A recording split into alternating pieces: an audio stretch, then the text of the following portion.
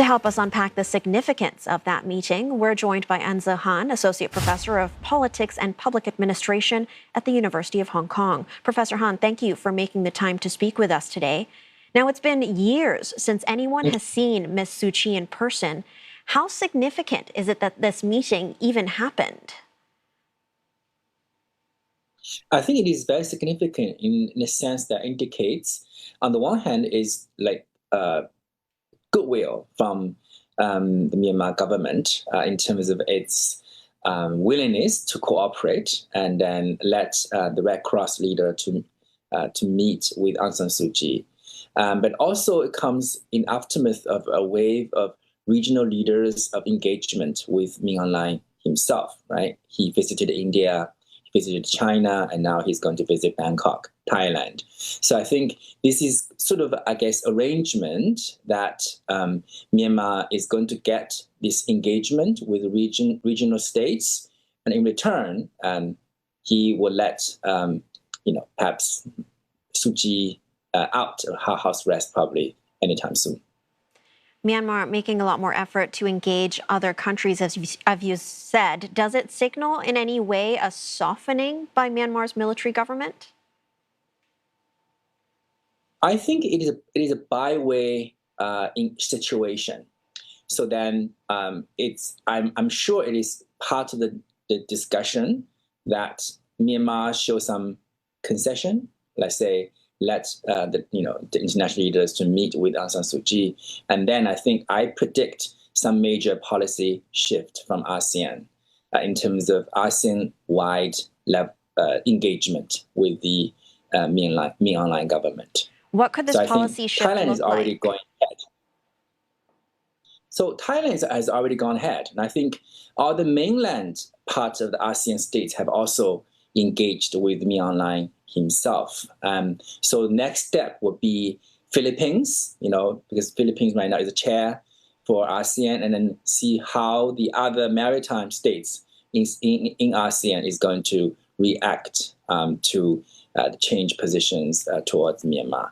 But I predict ASEAN-wide level kind of engagement with the government is probably going to happen. What has Thailand got to gain from improving relations with Myanmar? You had mentioned that there had been a meeting there. Well, Thailand is Myanmar's largest neighbor, right? They share the longest border. And it is also, I would say, probably the most important player in managing relations with Myanmar's domestic politics. And given how many, 4 or 5 million of Myanmar nationals, living in Thailand. So Thailand is the key player, in a sense, within ASEAN for engaging with Myanmar. So I think for the current government in Thailand, they probably concluded that the Myanmar the government, even though it is civilian government, but then nonetheless it's military in nature, it's probably going to stay. Probably the conclusion is that this government is not going to collapse. And then also the opposition is unlikely to win in the current situation. So that's why they have to throw their weight behind the military government in Myanmar, and then in the hope that this is going to be the party they'll be working with for the next few years. The military government isn't going anywhere, as you've said, and we still haven't seen much progress on ASEAN's 5-point consensus for Myanmar. Why is that? And what is it going to take to perhaps move the needle?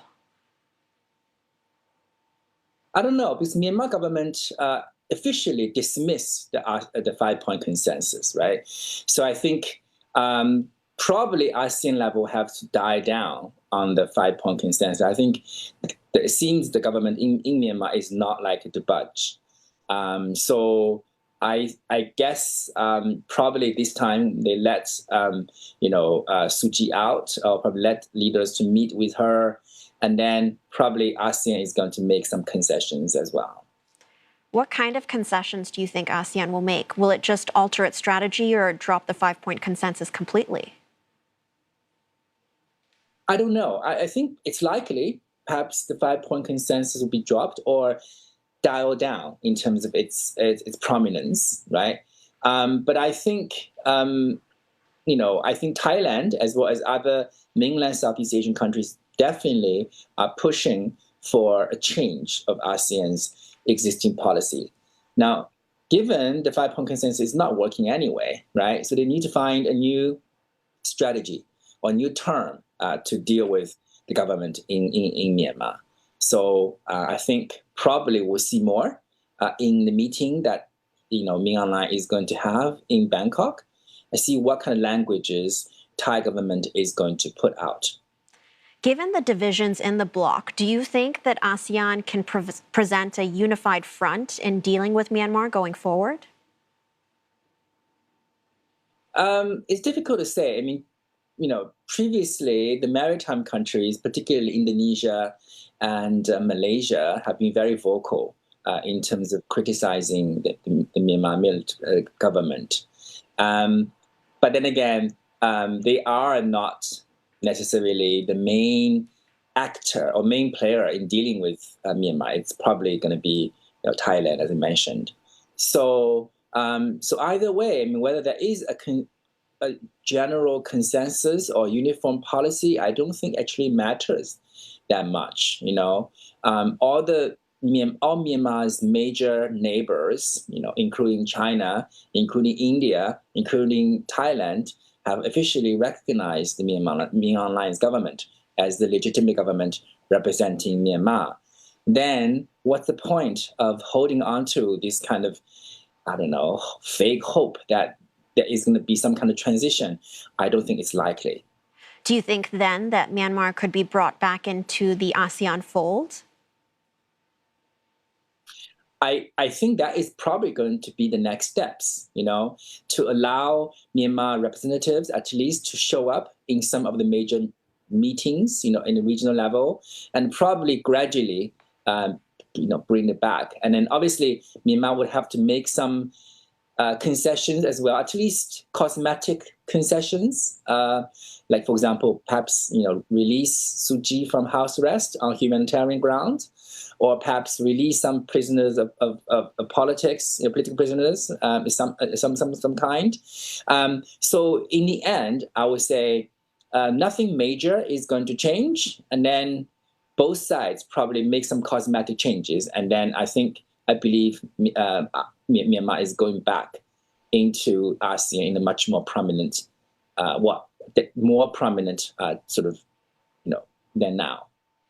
Thank you, Professor, for sharing your insights with us. We were speaking to Enze Han, Associate Professor of Politics and Public Administration at the University of Hong Kong.